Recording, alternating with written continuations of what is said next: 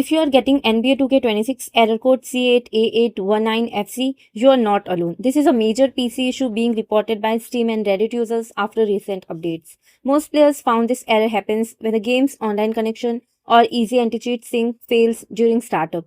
First fix, do a network refresh. Open Windows, search and type cmd, right-click command prompt and run as administrator. Then type these commands one by one. ipconfig/flushdns, ipconfig/release, ipconfig/renew, netsh, winshock reset. Now restart your PC.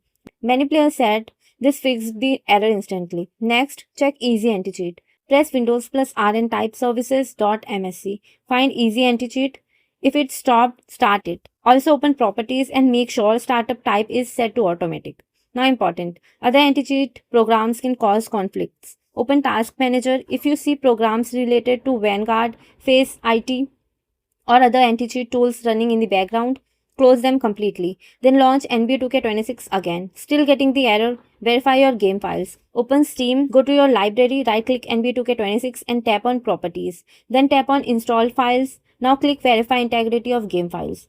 Many users reported missing or corrupted files after updates, and this fixed the problem instantly. Last fix, fully restart Steam. Close Steam completely, open Task Manager and make sure all Steam processes are closed. Then launch Steam again and start NBA 2K26. Bye-bye.